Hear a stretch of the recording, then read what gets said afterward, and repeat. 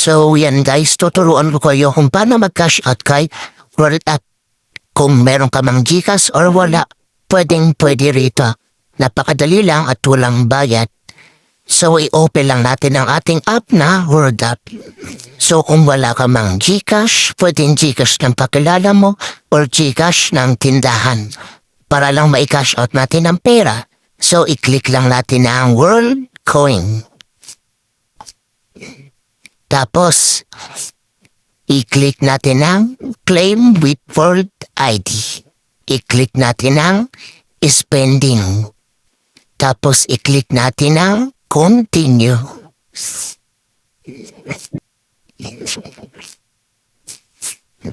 Tapos, wait lang natin ito. So, ayan, nagpipicture lang muna ako. Pag nag-check na, okay na yan. Tapos, i-click natin ang confirm. Tapos, hintay lang natin. Pag sobrang tagal, i-back na natin. Tapos, i-open ulit natin ang app. Balik tayo sa app. I-click natin ang wallet. Sa may gitna ng Home at World ID. Makikita niyo yung wallet dyan sa may bandang ibaba. Tapos ayan, makikita natin ang ating pera at i-click lang natin itong send. Yan, nakikita niyo yung send yan, i-click lang natin yan. Tapos i-click natin ang World Coin. I-click natin ang World Coin. Tapos, i-type lang natin ang. So guys, dapat tama ang letra at i-double check natin siya kung tama. I-click natin ang R. E, D, E, E, M. So ayan, may lalabas dyan. I-pindutin lang natin yung redeem. I-click natin ang max. I-click natin ang continue. Tapos i-click natin ang confirm send.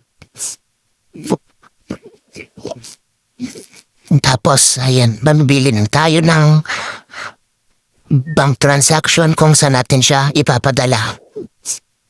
Kunyari, dyan sa may Gcash, BPI, Union Bank, GrabPay, or kahit anong bangko. So, kunyari, yan makikita nyo, Gcash, GrabPay, Lazada, Shopee, Maya at Palawan Pay. So kung saan gusto nyo, meron Shopee Pay. Yan. So makikita nyo yan. So bigyan mo pa example dito sa my Gcash. So pag Gcash, ayan, makikita nyo. Halos pare-pares lang naman siya. Sa GrabPay, ganun din. Tapos sa may Palawan Pay, ganun din naman siya. Halos pare-parehas lang. Tapos sa may Pay, Maya Wallet, ganun pa rin. So, bibigyan ko pa ng example. Kunyari, sa may,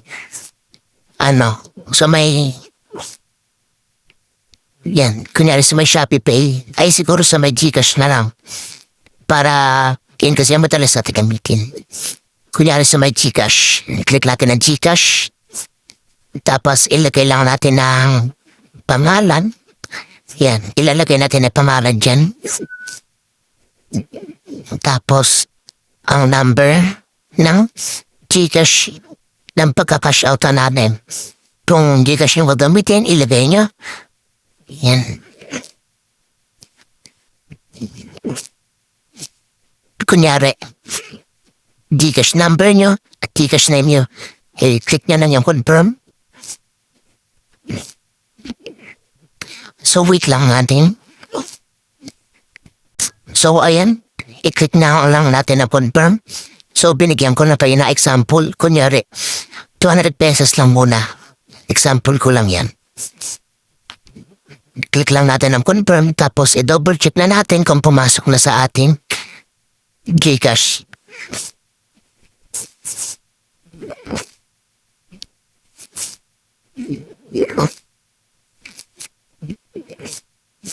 So ayan, makikita natin na pumasok na sa ating GCash ang ating kinash out. So napakadali lang at hindi na tayo mahihirapan, hindi na natin kailangan magbayad at gumamit ng kahit anong application. So yun lang at maraming salamat.